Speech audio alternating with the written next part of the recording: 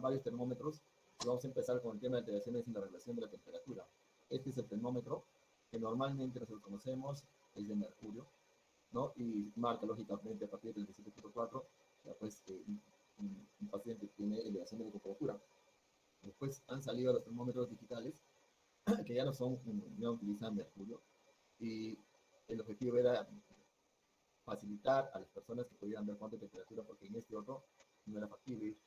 Hoy por hoy estoy utilizando el termómetro de rayos infrarrojos, que tenemos aquí al medio, en donde se aprieta este botoncito y nosotros podemos saber cuánto de temperatura tiene, pero lamentablemente el objetivo era tratar de eliminar este termómetro de mercurio porque este elemento, el mercurio es contaminante, ¿no? Aparte de ello, este es uno de los termómetros más, así como el tensiómetro, es de los que miden mejor la temperatura y el tensiómetro mejor la presión. Entonces, si hablamos de la temperatura del cuerpo humano, esto va a reflejar siempre un equilibrio entre la producción y la pérdida de temperatura. O sea, si hablamos de producción de calor, ¿no?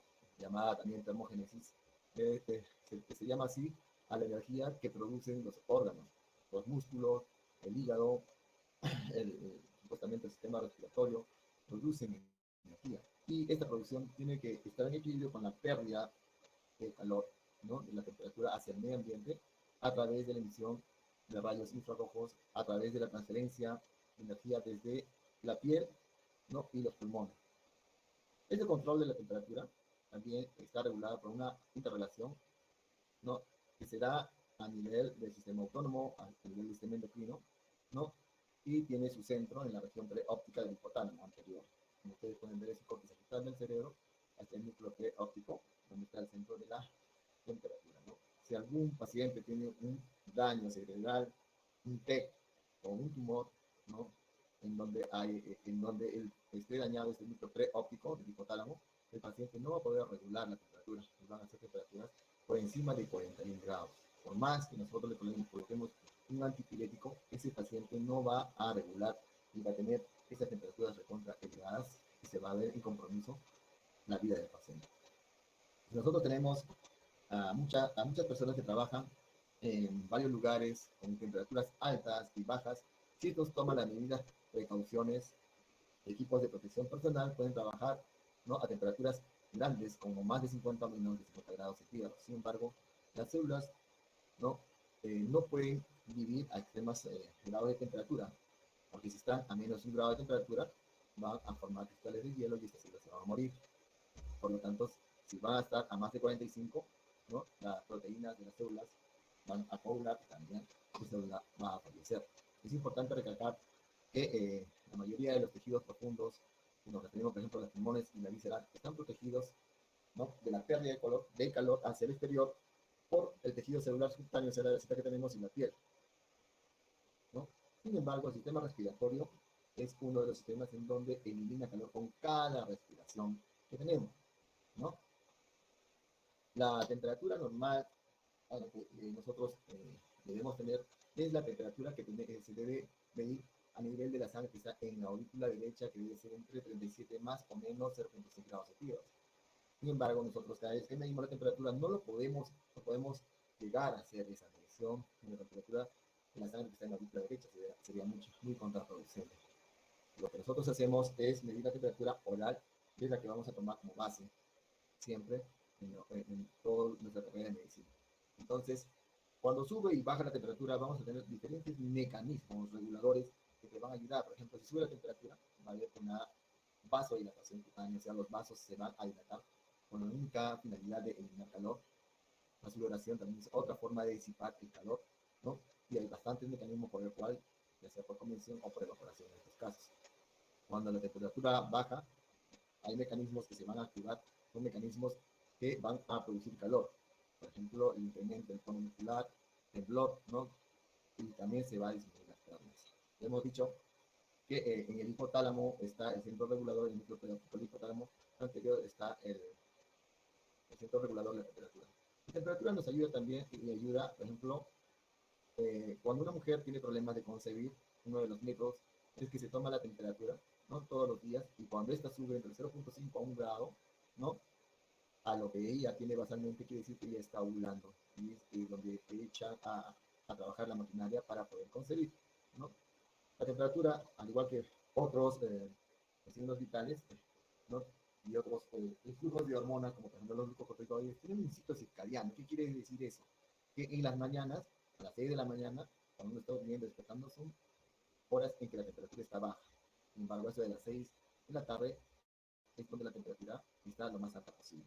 Por eso que hay que tener cuidado cuando nosotros medimos la temperatura, ¿no? ¿De acuerdo? La temperatura oral, Doctor, ¿sí? Hola. queríamos saber, sí, doctor, ¿podría poner las diapositivas en modo presentación, por favor, para poder verlo más grande? ¿Así? Perfecto, muchas gracias. Ya, ok. Bueno, la temperatura oral es la referente, la que nosotros debemos tomar en cuenta, desde 36.8 a 37.4. Nosotros tomamos una temperatura axilar, a esa temperatura tenemos que añadirle 0.5 grados centígrados para que sea la temperatura oral. Si tomamos una temperatura rectal, hay que disminuir 0.5 para que tengamos una temperatura oral. ¿De acuerdo? Entonces, se llama fiebre cuando nosotros tenemos temperatura mayor de 37.5 grados centígrados. Hiperplexia, como he dicho, cuando el paciente tiene mayor de 41.5 grados centígrados. Hipotermia menos de 35, y hemos dicho cuando hay un problema en el núcleo óptico del hipotálamo anterior, hay un problema de regulación, este paciente va a tener temperaturas que vamos a ver más de 41 menos de 34. Ahora acá viene la más importante que nosotros tenemos que tener en cuenta, es la fisiopatología, cómo se produce la fiebre. Entonces, para que se produzca la fiebre es necesario que se pongan en contacto los pirógenos endógenos con el sistema inmunológico. ¿Y qué son los pirógenos endógenos? Los pirógenos endógenos son una serie de sustancias que tienen las bacterias, que tienen los virus, ¿no? Que tienen los parásitos, ¿no? Que al ponerse en contacto con el sistema inmunológico van a activar, ¿no? A una serie de producción de citoquinas que son llamadas los pirógenos endógenos. Estos pirógenos exógenos son, por ejemplo, los lipopolisacáridos de los bacilos gram negativos, algunas exotoxinas, en este caso, por ejemplo, del estreptococo grupo A, o toxinas, por ejemplo, del Staphylococcus aureus. Van a ponerse en contacto en la sangre con los monocitos, los polimorfos nucleares, los linfocitos, fibroblastos, y van a producir, hemos dicho, una serie de sustancias proinflamatorias, que son las interleuquinas, que son denominadas todas estas como si los pirógenos endógenos, ¿no? Tenemos la interleuquina 1, el factor de necrosis alfa, interferón gamma, la interleuquina 6, que es la más potente. Estas interleuquinas van a pasar la barrera hematoencefálica, ¿no? Y van a ser captadas por las células endoteliales del órgano vasculosum de la lámina terminalis, que está en el hipotálamo. Y allí, a través de la ciclooxigenasa, van a producir prostaglandina, la más importante, la prostaglandina E2. Esta prostaglandina B2 va a actuar a nivel de las células gliales para que se libere AMP cíclico. Entonces, este AMP cíclico es el más importante, que va a hacer que disminuya la actividad de las neuronas tróficas sensibles al calor, va a excitar que las neuronas sensibles al frío, y va a estimular la termogénesis, que va a dar como resultado la elevación de la temperatura. ¿Hasta aquí está bien? ¿Se escucha? ¿Jóvenes? Sí, doctor. Sí, doctor. Ok, entonces hay diversos mecanismos por el cual nosotros vamos a tener elevación de la temperatura. Por ejemplo, el aumento del metabolismo basal. Cada 7% de elevación del metabolismo basal va a hacer que se eleve 0.55 grados centígrados, ¿no? También cualquier factor que aumente la tasa metabólica basal, ¿no? Por ejemplo, la actividad muscular también. Aquí hay algunas hormonas que aumentan la temperatura, por ejemplo, la testosterona, la hormona de crecimiento y la tiroxina. Esta tiroxina, mucho cuidado con mucha gente que va a los gimnasios y toma algún tipo de suplemento, ¿no? Les venden, la gente que está ahí es gente que no está preparada, como lo único que hace es ganar dinero. Muchos de estos compuestos tienen tiroxina, y ¿qué hacen? Esa tiroxina hace una prescripción, es hormona tiroidea, ¿no? Entonces, ¿qué va a pasar? Este paciente va a comportarse como un paciente que tiene hipertiroidismo, porque está tomando exceso de hormona tiroidea. Entonces, se va a tener la piel caliente, sudorosa, va a hacer ejercicios más rápido porque está en alerta, tembloroso, ¿no? Va a bajar de peso, y no es por lo que está haciendo ejercicio. En parte sí, pero también porque está usando esa tiroxina. Mucho cuidado con esos compuestos, ¿no? También algunos metabolismos adicionales causados por la estimulación del sistema nervioso simpático también, ¿no? Hay algún metabolismo adicional causado por la mayor actividad química celular que eleva la temperatura. Y tenemos también el efecto termogénico de la digestión y la absorción y almacenamiento de alimentos que causa elevación de la temperatura. Es por eso que cuando uno siente frío, nos da ganas de comer. Entonces, así como hay mecanismos productores de calor, nosotros tenemos que controlar bastantes mecanismos de pérdida de calor, que lo vamos a ver a continuación. Así tenemos, por ejemplo, la pérdida de calor a través de la conducción.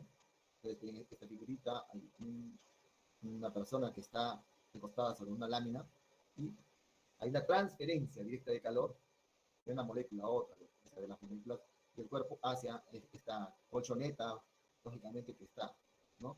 La sangre lleva y conduce calor desde el interior del cuerpo hacia la superficie, ¿no? Entonces, y va a perder calor. Lógicamente, si esta camilla está caliente, más caliente que la temperatura de este ser humano que está encima de esta colchoneta, no va a perder calor, ¿no? Entonces, es el mecanismo de conducción a través del cual se pierde calor y que utilizan como mecanismo para reducir la fiebre. Por ejemplo, tenemos los colchones o las mantas, ¿no? Después tenemos la pérdida de calor por radiación, y aquí vemos a este individuo que está perdiendo hacia el medio ambiente. ¿Qué quiere decir? La pérdida de calor por radiación es la transferencia del calor a través del aire o el vacío.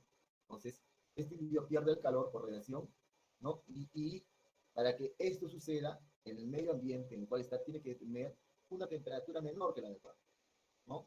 Entonces, así, por radiación va a salir la temperatura y va a perder. Sin embargo, estamos en un ambiente caluroso, en verano, donde tenemos hay países que llegan a los 40 grados, entonces vamos a hacer que pierda calor, no va a perder calor, porque 40 grados es mucho más de la temperatura que tiene el organismo, de 37, 38, entonces no va a perder calor.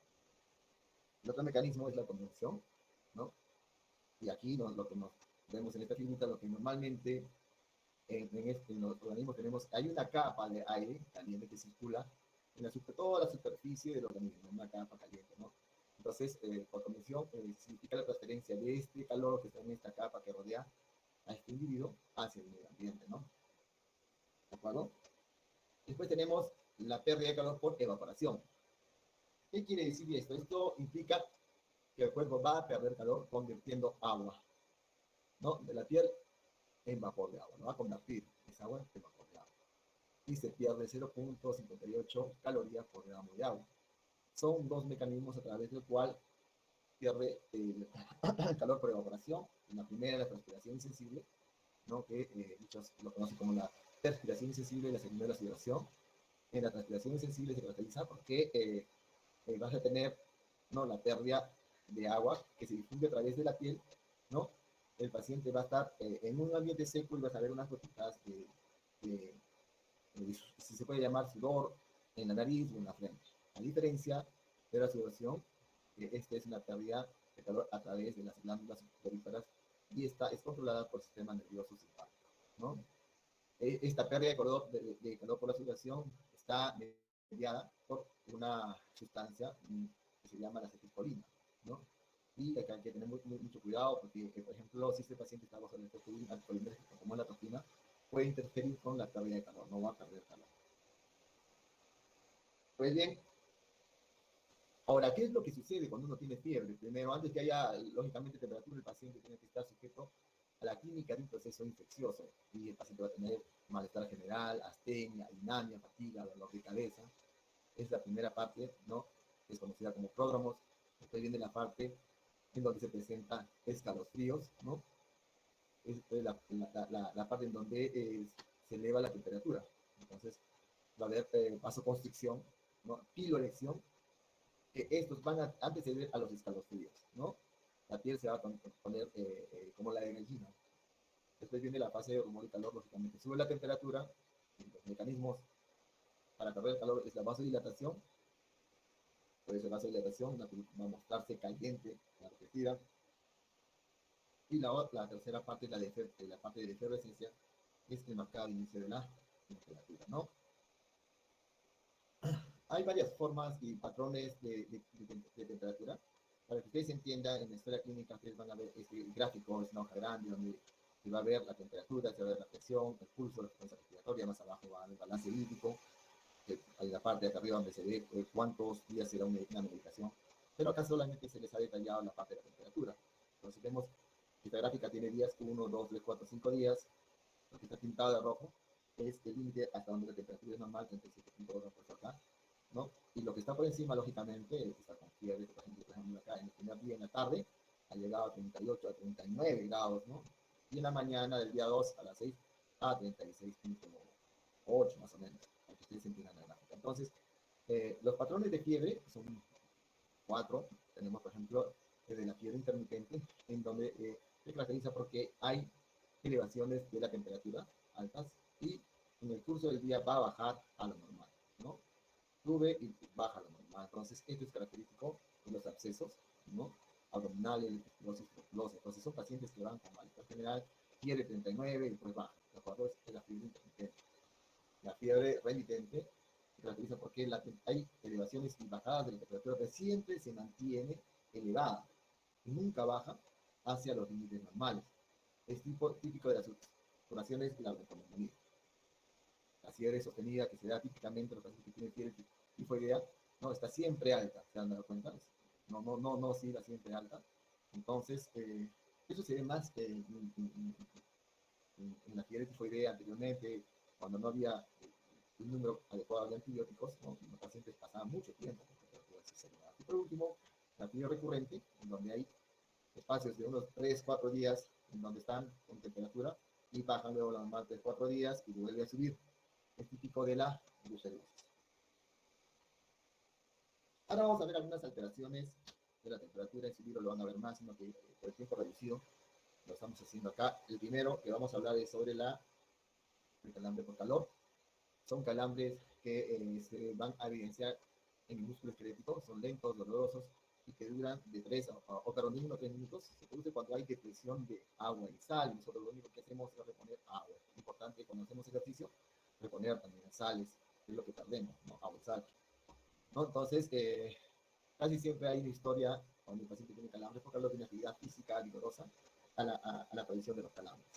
El otro evento es el agotamiento por calor, que se relaciona igual también, ¿no? Con un esfuerzo de ejercicio prolongado en un ambiente caluroso, en donde se pierde sal y agua. A diferencia de la patología anterior, ¿no? Va a haber náuseas, fatiga, sed, oliguria, sea orinal, en bajo volumen, vértigo y finalmente delirio. El paciente va a tener hiperventilación, ¿no? Que se da lógicamente por el calor y cuando uno hiperventila se va a agotar y va a ser que el paciente que también calambres, ¿no? La piel está generalmente húmeda, la temperatura rectal generalmente está más de 37.8 grados centígrados, pero menos de 40, ¿ya? Y lógicamente siempre hay que tener en cuenta que cuando hay temperatura, el ritmo cardíaco está elevado. Tú solamente tocas a un paciente que está con temperatura y le tocas la piel nada más, ese paciente tiene fiebre porque la frecuencia cardíaca, que normalmente es de 60 a 90, está por encima de 100, 100, está con temperatura, sin necesidad de ponerle el termómetro. Pues bien, ¿hasta aquí todo bien? Sí, doctor. Muy bien. Vamos a hablar ahora del golpe de calor. Esta patología es una insuficiencia grave y mortal, en donde se alteran los mecanismos termorreguladores y se produce por lo que va a producir una temperatura elevada, de 40 grados, ¿no? La pérdida de la conciencia, antes puede haber delirio, convulsiones y después pérdida de conciencia. Y todo esto, mira, en ausencia de sudoración. ¿Por qué? Cuando uno tiene calor, tiene temperatura, va a haber vasodilatación, va a haber sudoración. Pero este paciente no tiene mecanismos reguladores, ¿no? Entonces va a tener delirio, convulsión, piel caliente, ¿no? Temperatura de 40 y no va a haber sudoración. Entonces, se da en pacientes que tienen comorbilidades, como por ejemplo, insuficiencia renal, alteraciones psiquiátricas, diabetes, obesidad, alcoholismo e enfermedades cardíacas. También se ha visto en algunos pacientes que utilizan, por ejemplo, antidepresivos tricíclicos. Hay mucha gente que tiene ansiedad y depresión, utiliza sertralina, fluoxetina, prozapina o anticolinérgicos, como por ejemplo el ipatropio, que se utiliza en los pacientes que tienen problemas de fibrosis pulmonar, o oxybutynin, los pacientes que tienen problemas con la próstata, con la vejiga. Aquellos también, bueno, y lo que van a hacer estos anticolinérgicos, antidepresivos tricíclicos, van a impedir la vasodilatación y la sudoración, que son mecanismos a través del cual se pierde calor. Entonces, la fisiopatología de este golpe de calor es el resultado directo del calor sobre las células somáticas y la liberación de citoquinas que producen una disfunción multiorgánica, encefalopatía, insuficiencia renal aguda y rabdomiolisis, o sea, ver lesión de los músculos estriados. La hipertermia maligna es también otra patología muy seria, ¿no? Es muy rara, ¿no? Porque afecta el músculo esquelético y se caracteriza porque va a haber daño del músculo esquelético caracterizado por una rigidez y rabdomiolisis también, ¿no? Justamente con elevación de la hipertermia. Quienes generalmente se ha visto en que el paciente que tiene hipertermia maligna, aquellos pacientes que están sometidos a anestésicos halogenados, como inhalados, por ejemplo, el alotano, isoflurano, urano. Aquellos también que utilizan relajantes musculares, silicona y betametonio, ¿no? Esto, menos mal, no hemos tenido en esta pandemia, ¿no? De COVID, porque nosotros utilizamos este silicona en los pacientes que van a ser intubados. Es un relajante muscular, bloqueante. El paciente está respirando rápidamente una vez que ya ha sido intubado, o también cuando estamos previo a la intubación, el paciente hacemos que se relaje y podemos hacer una intubación normal. Menos mal hemos tenido esta patología hipertermia maligna, pero así se da. La causa es porque hay una alteración, un desarrollo genético, ¿no? Que se hereda de forma dominante, ¿no? Es un patrón autonómico a nivel del cromosoma 19. Lógicamente, la clínica ya va a haber elevación de la temperatura, que se afecta a los músculos, rigidez muscular, taquicardia, hipotensión, acidosis láctica, hipoxemia, elevación de la creatina nasal, elevación del potasio, rabdomiolisis, población intravascular diseminada y alteraciones del ritmo cardíaco. Después tenemos el síndrome neuroléptico maligno, que es una patología rara y es idiosincrática, o sea, no se sabe la causa, o sea, no se sabe la fisiopatología. Entonces, estos pacientes van a tener hipertermia, rigidez muscular, disfunción autonómica, alteración del nivel de conciencia asociado a tratamiento de neuroléptico, o sea, asociado, por ejemplo, a tratamiento con haloperidol, asociado también a tratamiento con antidepresivos típicos y anticolinérgicos, ¿no? También se ha visto que se da en aquellos pacientes que tienen Parkinson y que descontinúan el tratamiento. Mucho cuidado con esos abuelitos que tienen Parkinson y descontinúan el tratamiento. O que utilizan, por ejemplo, haloperidol, clorpromazina, flufenacina, etc., ¿no? No se conoce la fisiopatología de este síndrome neuroléptico maligno, sino se piensa que es causado por un bloqueo dopaminérgico central, que produce rigidez y contractura muscular persistente, ¿no? Por afección del núcleo estriado, también produce alteraciones de la termorregulación por afección del hipotálamo. Probablemente existe además una hiperactividad del sistema nervioso simpático con mecanismos que aún no se han aclarado. Ahora vamos a hablar un poco de la hipotermia. Se define que un paciente tiene hipotermia cuando tiene temperatura por debajo de 35 grados, ¿no? Si vemos, se ha visto pacientes en que han tenido temperaturas bajas y han estado expuestos por bastante tiempo y se han recuperado, pero no podemos, debemos actuar rápidamente cuando estamos con estos pacientes. La hipotermia se puede clasificar de acuerdo a su gravedad, ¿no? En leve, moderada y severa, leve, de 35 a 32, moderada, de 32 a 28, de 28 a grave, y también se puede clasificar en aguda, subaguda y grave, hasta mal, ¿no? ¿No? De acuerdo a la forma o la rapidez con que se pierde el calor, ¿no? Aguda, menos de una hora, varias horas, subaguda y grave, ¿no? Varios días. ¿Qué clínica vas a tener cuando el paciente tiene hipotermia? Lógicamente, el paciente va a estar, ¿no? Con la piel fría, a temperatura menos de 35 grados. Además, si es de tipo 1, que está entre 35 y 32 grados, que están los tíos, que es un mecanismo productor de calor, vasoconstricción cutánea, también aumento de la presión arterial, aumento de la frecuencia cardíaca, poliuria, orina bastante. Y de segundo grado, llama la atención, por ejemplo, un temblor fino, estupor progresivo, descenso de la presión arterial y descenso de la frecuencia cardíaca. Y cuando el paciente está en estado grave, ¿no? Coma profundo, bradicardia extrema, fibrilación ventricular. Cuando hay fibrilación ventricular está a un paso de tener una arritmia ventricular y paro, ¿no? Llama la atención de los ojos, las pupilas pueden estar chiquitas, mióticas, pueden estar grandes y mediáticas, ¿de acuerdo? Ahora hablaremos un poco sobre el estrés y la adaptación. El estrés es una de las que se puede decir así, nosotros convivimos con el estrés muy a menudo. Cuando el niño nace, antes de nacer, está en el útero, está contento, está en homeostasis con su mamá, y cuando va a salir, tiene lógicamente un estrés. Ustedes también, nosotros, las personas manejamos estrés en cada momento, cuando vamos a dar un examen, cuando ingresamos al colegio, pasamos de primaria a secundaria, no sabemos qué va, cómo era secundaria, ¿no? Etcétera, ¿no? Entonces, vamos a hablar sobre homeostasis, respuesta de adaptación al estrés y trastornos de respuesta al estrés. Entonces, para que un organismo reaccione al estrés, ¿no? Es importante que este organismo, en su medio interno, esté todo ok, esté en un equilibrio, ¿no? Es como cuando nosotros, para reaccionar a un estrés, por ejemplo, si viene una persona y te arranca el celular, entonces tenemos que estar preparados para dos cosas. Uno, para correr detrás de ese individuo que nos arrancó el celular, ¿no?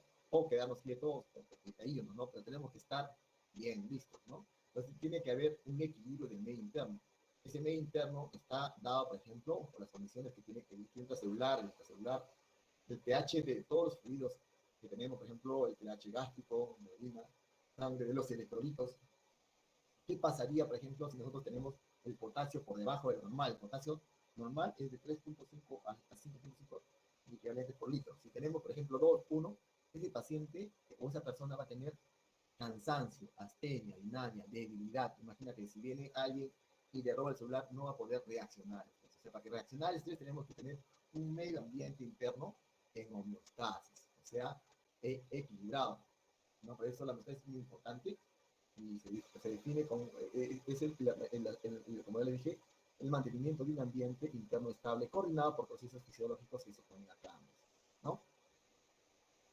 Este control fisiológico es operado por un mecanismo que se llama retroalimentación negativa, que consiste con un sensor que detecta los cambios, un integrador que compara los datos entrantes y un efector que devuelve la función detectora dentro de un rango o de ajuste. Entonces, acá hay un ejemplo de retroalimentación negativa. ¿Qué pasa? Que se detecta una disminución de la vibración. Si hay un incremento de la glucosa, puede ser de que si hay incremento de la glucosa, entonces, ¿qué es lo que va a pasar? Los sensores de la glucosa, las células beta del páncreas que producen la glucosa, van a incrementar la liberación de insulina para que metan, ¿no?, la glucosa a las células y disminuir el nivel de glucosa, ¿no? Se va a disminuir la glucosa. Y cuando esté por debajo, ya por debajo de los valores normales de la glucosa, el valor normal de 70, 110, cuando está por debajo 60, entonces entra a los otros sensores también que van a hacer que se produzca, ¿no?, la liberación de mecanismos para se puede la glucosa. Entonces, la adaptación fisiológica y psicológica implica la capacidad para mantener constante el medio interno, eso se llama homeostasis, ¿no?, y tener un comportamiento frente a una amplia gama de cambios en un ambiente interno y externo. Entonces, cuando uno tiene estrés, hay una respuesta. El estrés contribuye a la producción o exacerbación de muchas enfermedades. Los pacientes que están sometidos al estrés y pueden exacerbar su asma, pueden exacerbar su colon irritable, pueden exacerbar su psoriasis, que son patologías, ¿no? Facilita a conductas dañinas, por ejemplo. Mucha gente está en estrés y se pone a fumar, ¿no? Y eso condiciona problemas patológicos en el pulmón, se pone a comer, no por obesidad, ¿no? O se mete en adicción de alcohol o drogas, por ejemplo, ¿no? Entonces, esta respuesta al estrés va a tener tres fases: la fase de alarma, la de resistencia y de agotamiento, ¿no? Entonces, la fase de alarma, ¿qué va a pasar? Hay una estimulación generalizada del sistema nervioso simpático y del eje hipotálamo cerebral. Estos dos van a producir la liberación de catecolaminas y cortisol. Eso lo voy a explicar en un momento, ¿no?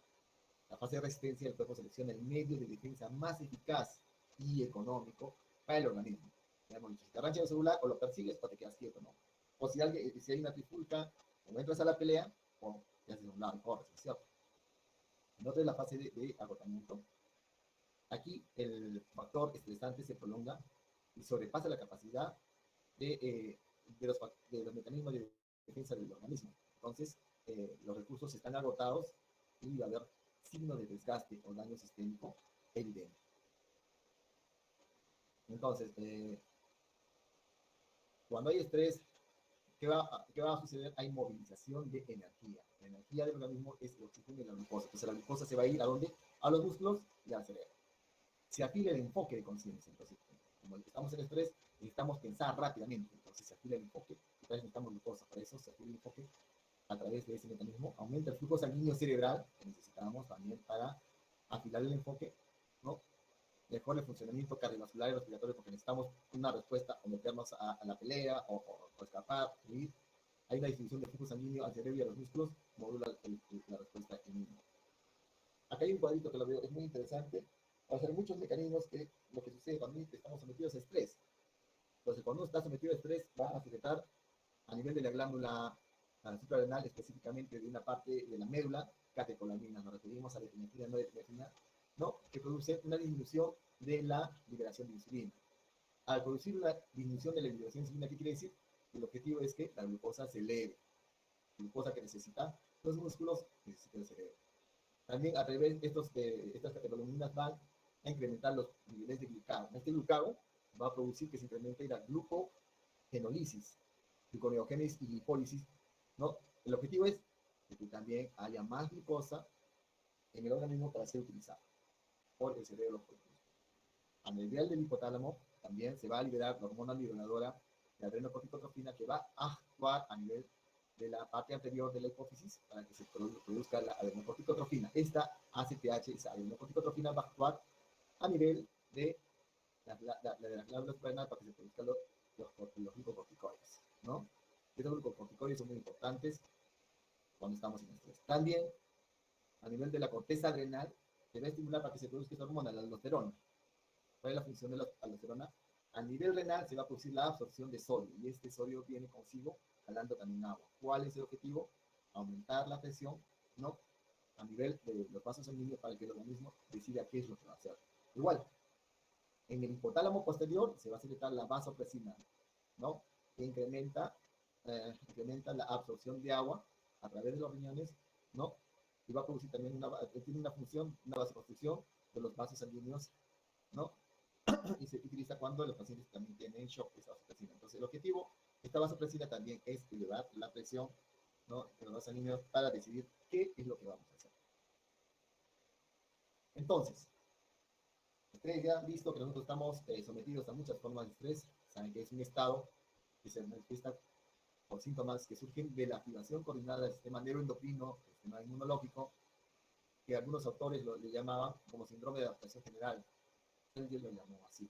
La capacidad de adaptación, dice, ante el estrés está influenciada por el aprendizaje anterior, la reserva fisiológica, el tiempo, la adaptación genética, la nutrición, edad, estado de salud y otros factores que vamos a ver a continuación. ¿Hasta aquí está bien? Sí, doctor. Listo. Entonces, sí. Ahora, si hablamos un poquito de adaptación, todo ser vivo dice tiene la capacidad de adaptarse. Nosotros alguna vez han vivido en casa alquilada, todo cambio siempre es un poco difícil. Tenemos que tener un periodo de adaptación para seguir realizando. Entonces, los seres humanos, debido a su sistema nervioso central, ¿no? Que está bien desarrollado, suele tener mecanismos diversos para la adaptación y tiene la capacidad de controlar muchos aspectos del medio ambiente. Entonces, hay varios factores que afectan la capacidad de adaptación. Entonces, los mecanismos utilizados para lograr este equilibrio entre estrés y adaptación se denominan estrategias de comportamiento o mecanismos de afrontamiento. Son la respuesta al comportamiento que utiliza para manejar las amenazas. Ahora, la capacidad de los sistemas del cuerpo para aumentar la función dada la necesidad de adaptarse es conocida como reserva fisiológica. Entonces, el tiempo es muy importante para la adaptación. ¿Qué hacemos si tenemos un sangrado digestivo alto y sangras en una hora 1 litro? Ese paciente se va a chocar, la presión le va a bajar, no va a poder mantenerse de pie y va a ir de frente a emergencias. Sin embargo, si pierdes ese litro en forma lenta, progresiva, ¿no? Entonces ese paciente le va a dar tiempo al organismo a adaptarse y no va a ir a emergencia. Nosotros hemos tenido pacientes que de 14, ¿no? Por un accidente o por un corte, llegan a veces chocados y con el poquito más de hemoglobina tienen que 8. ¿Cuánto ha perdido? De 14 a 8 son 7 o 6 gramos de hemoglobina. Sin embargo, hemos tenido pacientes que tienen, llega a tener un paciente que tiene 1.8 de hemoglobina. Imagínate, de 14 todos los demás 1.8. El paciente seguía caminando, lógicamente, que cuando se moría de su cama, al servicio higiénico le palpitaba el corazón, tenía dificultad para respirar, ¿no? Pero el tiempo es muy importante para la adaptación. Ahora, la genética es muy importante, sí. Lógicamente, aquí dice, cuanto mayor sea el número de respuestas disponibles, más eficaz es la capacidad de adaptación. Este número de respuestas muchas veces tiene que ver con la alteración genética. Por ejemplo, ¿qué pasa si un paciente está sangrando? ¿No?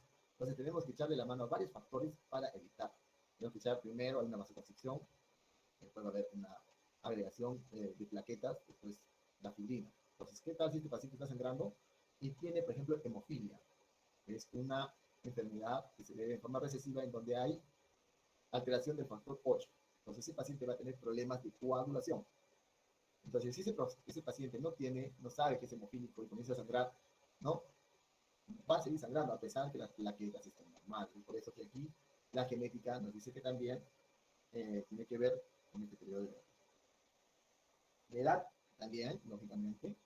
Las etapas iniciales o extremas de la vida, por ejemplo, los recién nacidos y los ancianitos, tienen, pero se caracterizan porque los niños, los órganos son maduros y trabajan bien, y los adultos mayores son muy lábiles. Un paciente niño que se deshidrate puede llegar rápido a hacer insuficiencia renal.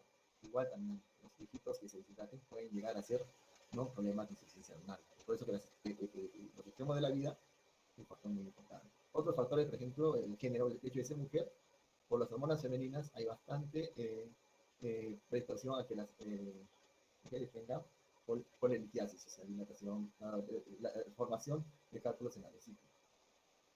Hay algunos pacientes que son, por ejemplo, atletas en donde el corazón va a responder mucho al estrés porque tiene una reserva fisiológica y anatómica. El estado de salud es muy importante, lógico. Un paciente que tenga un estado de salud óptimo y es sometido al estrés va a reaccionar bien. Si está enfermo, está desnutrido, no, si tiene, por ejemplo, cáncer, no va a reaccionar al estrés. Y el sueño es muy importante, lógicamente. Si tú has hecho una guardia y te vas a ir a hacer un viaje largo, no puedes ir como conductor. ¿Por qué? Porque los reflejos van a disminuir y puede tener problemas en el cálculo de accidentes. Ahora, vamos a hablar sobre qué efectos tenemos frente al estrés agudo y efectos del estrés crónico, ¿no? Entonces, se habla, por ejemplo, efecto del estrés agudo. Se dice que hay una respuesta a la lucha o huida. O sea, si tenemos un estrés, o luchas o te vas o corres, ¿no? Entonces la manifestación es que vas a sentir en ese momento la piel fría, húmeda, sudorosa, puede haber dolor de cabeza, hay facilitación de la excitación neural, del estado de alerta, estás bien alerta, vigil, ¿no? La atención al 100%, hay mayor lucidez mental y cognitiva, se activa el proceso rápido de la información, la llegada de solución más adecuada a la situación amenazada. Ahora, si es crónico, hay una activación del sistema nervioso autónomo y el eje hipotálamo renal. En estos casos, el sistema puede ser hiperactiva o también disminuir su actividad deportiva. La actividad y la cronicidad, la cronicidad y la activación excesiva de la respuesta al estrés pueden producir enfermedades crónicas, así como contribuir al desarrollo de problemas de salud a largo plazo. ¿No? Si un paciente está sometido a estrés crónico, va a exacerbar su asma, va a exacerbar su psoriasis. Este estrés está vinculado a un sinnúmero de trastornos de salud, gastrointestinales, muchos colon neurológicos, las migrañas, depresión. El paciente va a tener abuso de alcohol o drogas. ¿Hasta aquí alguna pregunta, Gómez? ¿Alguna pregunta? Parece que no, doctor. Ya, vamos a continuar rápido. Vamos a hablar ahora de la tolerancia a la actividad. Hay un dicho que dice, mente sana en cuerpo sano. Es aconsejable hoy por hoy. Ustedes han visto, hay bastante cambio. Me recuerdo cuando hace 20 años, hace 30 años, la gente que realizaba ejercicio era poco. Ahora tú ves en los parques, ¿no? Hay más gimnasios que antes. Y se ha demostrado que la actividad física es muy importante. La actividad física evita de que tengamos enfermedades cardiovasculares, la actividad física te libera, te saca del estrés. Entonces, la actividad física se define como el proceso de gasto de energía con un fin de lograr un efecto. Los seres humanos interactúan, dice, en un entorno, en un patrón cíclico que involucra periodo de actividad y descanso, lógicamente. Ahorita, por ejemplo, estoy sentado, estoy haciendo trabajar mi cerebro, pero después voy a estar activo porque voy a tener que salir a hacer muchas cosas. Mañana voy a estar en el hospital de guardia, entonces hay periodo de actividad y descanso, ¿no? Entonces, la actividad física denota movimiento de los músculos esqueléticos y gasto de energía, mientras que el resto del organismo se caracteriza por una inactividad o gasto mínimo de energía. Ya hemos dicho que hay bastantes fines de la actividad física preventivos, terapéuticos. Lógicamente, el paciente que tiene diabetes mellitus tiene que bajar de peso, el paciente que tiene osteoartrosis, o sea, las rodillas, tiene que bajar de peso, ¿no? A través de la actividad física.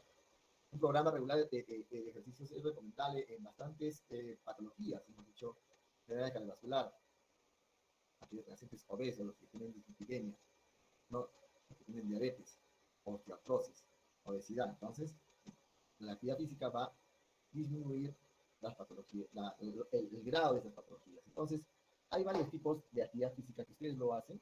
Por ejemplo, los aeróbicos o la resistencia consiste en la capacidad del cuerpo para hacer ejercicios extenuantes, ¿no? Entonces, aquí hay cambios rítmicos de la longitud del músculo. Hay elongación, hay contracción. Y los ejercicios que producen esto son, por ejemplo, la natación, el atletismo, el ciclismo. Se recomienda estos ejercicios aeróbicos cuando uno tiene secuelas neurológicas secundarios, por ejemplo, a un accidente cerebrovascular. ¿Cuánto tiempo se recomienda? De 20 a 30 minutos, 3 a 5 veces a la semana. Debemos hacer ejercicios aeróbicos moderados y vigorosos, ¿no? 20 minutos, 3 veces a la semana. Tenemos los ejercicios isométricos o de tensión, una linda contractura muscular sostenida que se genera contra una carga estable sin cambio en la longitud del músculo implicado o movimiento muscular, ¿no? Entonces, el levantamiento de pesas en forma repetitiva, ¿no? Es un tipo de ejercicio isométrico. Ambos ejercicios, los aeróbicos y isométricos, tienen efectos similares en mantener la densidad mineral ósea, disminuye la tolerancia a la glucosa y aumenta la sensibilidad a la insulina. El otro ejercicio es los ejercicios de flexibilidad, que se caracterizan por el estiramiento, y deben siempre incluirse estos ejercicios de flexibilidad en toda gente que hace ejercicio, ¿no? O sea, tiene que estar incluidos. Estos ejercicios de flexibilidad se caracterizan porque aumentan la flexibilidad de los tendones, mejoran el rango de movimiento articular y mejoran la performance. ¿Cuánto? Nos dice 2 a 3 veces por semana. Es lo recomendado. Ahora, cuando uno hace ejercicios, hay bastantes cambios, ¿no? Bastantes cambios, por ejemplo, a nivel cardiovascular, ¿no? La frecuencia cardíaca se va a elevar. Si se eleva la frecuencia cardíaca, el volumen sistólico también, y el gasto cardíaco, lógicamente. Para el gasto cardíaco en las mujeres va a pasar de 4.8 a 15 y en los hombres a 22 litros por minuto. Cuando uno hace ejercicio se estimula el sistema nervioso simpático que hace que se elimine catecolamina, lo cual va a aumentar la frecuencia cardíaca, ¿no? Después, al comienzo, cuando uno hace ejercicios, la frecuencia cardíaca aumenta inmediatamente y continúa aumentando hasta que alcance una meseta. Una vez alcanzada esta meseta, ¿no? Se va a mantener, ¿no? En esa meseta hasta que terminen los ejercicios. ¿Qué va a pasar cuando hacemos ejercicios a nivel de la presión arterial, del flujo sanguíneo? ¿No? El aumento de la actividad simpática, ¿no? Quiere decir que hay eliminación de catecolamina, no de epinefrina, sino de adrenalina, o epinefrina, o adrenalina, que va a producir una vasoconstricción. Si hay una vasoconstricción, va a aumentar la presión arterial. Pero a la vez, en los vasos viscerales va a haber una vasodilatación, ¿de acuerdo? Lo que va a provocar que más sangre llegue a la corazón. Dice, con el inicio del ejercicio aeróbico, la presión arterial histórica aumenta en gran medida debido a un aumento del gasto cardíaco también.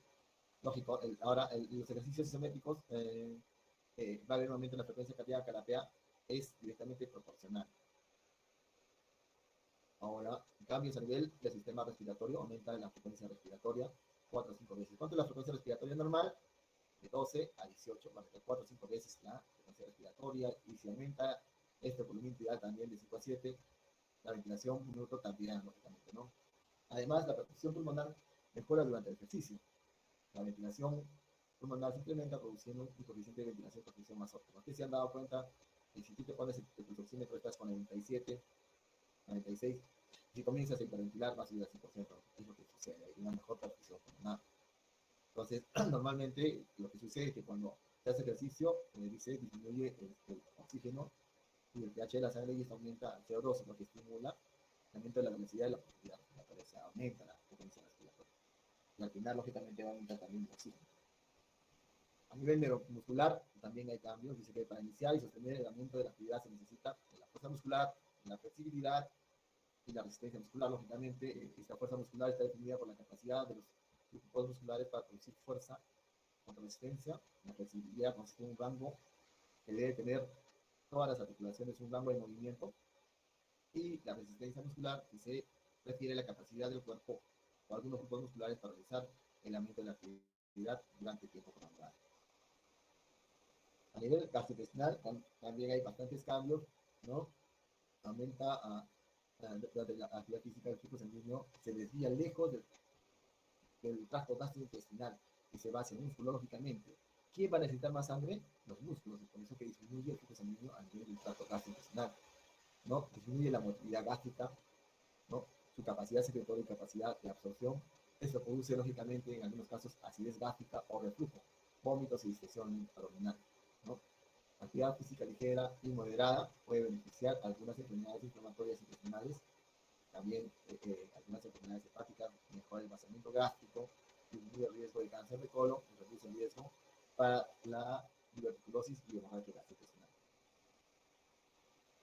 El sistema inmune también, y la hemostasia también tiene que ver con la actividad física, dice los niveles de epinefrina creciente que se secreta en las glándulas suprarrenales se estimulan aumentando la fibrinolisis. ¿Qué quiere decir? Hay ruptura de filamento de fibrina en coágulos de sangre, ¿no? Que haya en el organismo. ¿Qué pasa con el sistema inmunológico cuando hay ejercicio repetitivo? ¿No? Cuando es normal, moderado, se incrementa el sistema inmunológico, o sea, lo favorece. Pero cuando es muy exagerado, lo va a disminuir, ¿no? Entonces dice, el ejercicio moderado aumenta la circulación de los glóbulos blancos, incluyendo los neutrófilos, linfocitos, aumenta la capacidad de las células asesinas killer naturales, ¿no? Y el ejercicio crónico intenso y agotador, dice, eleva la temperatura corporal, libera citoquinas, aumenta los niveles de varias hormonas relacionadas con el estrés, ¿no? Epinefrina, cortisol, ¿no? Produciendo depresión temporal del sistema inmune. O sea, hay que hacer ejercicio de forma moderada. ¿Y qué respuesta psicológica cuando uno hace actividad física? Tú después que hagas actividad física te vas a sentir que tienes energía renovada, una motivación de tu autoimagen, ¿no? Porque vas a bajar de peso, disminuyes el grado de ansiedad y también lo que tomo la manejo de estrés. Cuando uno hace ejercicio, actividad física, es recomendable lo siguiente, no puedes ir con audífonos, no puedes ir con tu perrito, no puedes ir con tu celular, tienes que liberarte, hacer tu ejercicio. Es como cuando tú estás haciendo natación. Cuando estás haciendo natación no puedes meter tus con auriculares a la piscina, no puedes meter con nadar con tu perrito, no puedes nadar con tu celular y estar respondiendo, no. Tienes que liberarte y hacer la actividad física sin ningún distractor. Bueno, para terminar, vamos a hablar un poco de fatiga e intolerancia a la actividad física. Y no se ha sentido muchas veces agotado. El hombre es un ser que se adapta fácilmente, pero si no tiene los mecanismos adecuados de adaptación, vamos a terminar fatigados. Entonces, la fatiga se da cuando el paciente no tiene las debidas reservas de energía física o psicológica para soportar, ¿no? Algunas actividades diarias que nosotros hacemos. Entonces, uno está fatigado cuando algo no tiene reservas, no puede agarrar y no puede estar al nivel de los cambios, ¿no? Del estrés. Es un síntoma que se da en personas con limitada reserva, tales como, por ejemplo, algunos pacientes que tienen enfermedad cardíaca, insuficiencia cardíaca, algunos pacientes que tienen enfermedad respiratoria, por ejemplo, fibrosis pulmonar, pacientes que tienen anemia o desnutrición. Y también la fatiga está relacionada con estrés mental o falta de cubrir el sueño reparador. El origen de la fatiga puede ser fisiológica, patológica, psicológica, ¿no? Es causada, por ejemplo, factores del medio ambiente, se siente fatigado cuando está trabajando en un ambiente no adecuado, que tenga excesivo ruido, que tenga bastante calor, mucho frío, temperaturas extremas, está relacionado cuando son sometidos, por ejemplo, a drogas tranquilizantes, cuando están bajo efecto del alcohol, o cuando los pacientes son sujetos a tratamientos como, por ejemplo, la quimioterapia en los pacientes que tienen cáncer, o radioterapia, o hacen demasiado esfuerzo. La fatiga aguda y la crónica son diferentes. La fatiga aguda, básicamente, como su nombre dice, es de inicio rápido y a menudo se define como una fatiga muscular asociada con un aumento de la actividad física o ejercicio que se lleva a cabo hasta el punto de agotamiento. Esta fatiga aguda se caracteriza y se diferencia de la crónica porque tú descansas, reposas lo necesario y te recuperas. ¿Ya? Y también dice, no está asociado o está menos asociado a procesos bacterianos o virales, ¿no? Sin embargo, la crónica se diferencia de la aguda en que los términos de inicio, intensidad, percepción, duración y alivio son totalmente diferentes. Se da en pacientes que tienen algún grado de comorbilidad. Por ejemplo, el paciente hipotiroideo va a tener astenia, dinamia, cansancio. ¿Por qué? Porque disminuye la hemoglobina. Los pacientes que tienen anemia, por otra causa también, pacientes que tienen cardiopatía, fibromialgia, enfermedades pulmonares, hepatitis, tuberculosis, van a hacer fatiga crónica, porque están enfermos. El paciente que tiene hepatitis lo va a hacer. Entonces la fatiga va a tener un cierto grado de una función protectora. Por ejemplo, si haces ejercicio, ¿no? Vas a estarte fatigado, ¿por qué? Porque estás cansado de mucho ejercicio, entonces vas a parar, vas a reposar. Pero aquí en la fatiga crónica, ¿no? Esto se da como consecuencia que tiene este paciente otras patologías que derivan a esta fatiga.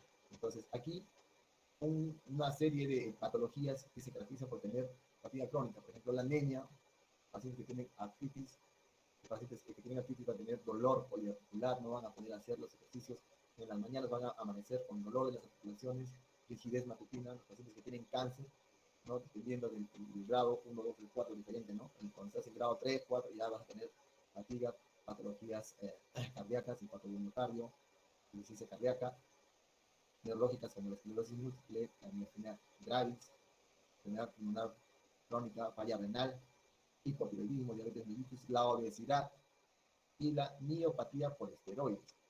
En la mañana me llegó un paciente, ¿no? Que consultaba por cansancio, nada más. Estoy cansada, no me da ganas de trabajar, siempre tengo sueño y cuando vas a hacer la historia clínica tienes que conocer. ¿Y antecedentes de qué tenía? Tenía antecedentes de lupus eritematoso. Normalmente cuando tú tienes lupus eritematoso o tienes artritis reumatoidea, utilizas glucocorticoides. Estos glucocorticoides empieza con dosis alta, por ejemplo, 50 miligramos. 1 miligramo por kilo ya inhibes el sistema inmunológico. ¿Qué quiere decir? Que el sistema inmunológico no funciona.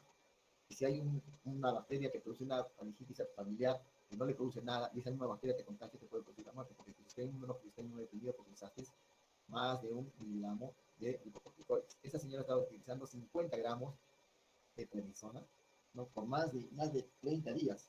Entonces, tenía un Cushing exógeno. Y por lo que iba era porque estaba con cansancio. Entonces, se le da una batería de exámenes, se le da las recomendaciones para que baje la cantidad de glucocorticoides y es lo que se ha logrado, ¿no? También hay acá, por ejemplo, otro grupo de patología, por ejemplo, uno tiene depresión, ansiedad, también, o está haciendo problemas de somatización, va a tener eso. Algunos fatiga, por ejemplo, algunos que utilizan hipnóticos, antihipertensivos, tranquilizantes también. Desórdenes, en lo que ya hemos hablado, neoplasia, procesos infecciosos, tuberculosis, mononucleosis, hepatitis. Generalmente las virales producen eso. Ahora vamos a hablar un poco del síndrome de fatiga crónica, que es una condición que se caracteriza por el cual el paciente tiene signos de fatiga, ¿no? Al menos 6 meses, ¿no? Y de duración, ¿no? Se acompaña de síntomas no específicos como trastorno de sueño, debilidad cognitiva, un dolor musculoesquelético, ¿no? Dice, hay superposición de síntomas de otros trastornos funcionales, tales como, por ejemplo, fibromialgia, depresión, síndrome de intestino irritable, que también se caracteriza por fatiga. Entonces, para hacer el diagnóstico de esta patología, hay criterios mayores y menores. Los criterios, por ejemplo, haces el diagnóstico de síndrome de fatiga crónica que tiene 2 de estos criterios: fatiga por más de 6 meses de duración, que no se va a aliviar con el descanso, y disminución importante de la actividad laboral, educacional, social o personal. No tienes más de estos 4, ¿no? Durante 6 meses. Alteración de la memoria o de concentración, malestar post ejercicio, sueño no reparador, dolor muscular, dolor poliarticular, hinchazón o edema, enrojecimiento, dolor de garganta, ¿no? Y adenopatías cervicales o axilares. ¿Claro? Bueno, hasta aquí esta clase que ha sido de contra larga, ¿no? Yo les recomiendo, por favor, que revisen su libro de PUB, que es bastante, trata de resumir en este papel. ¿Alguna pregunta, jóvenes?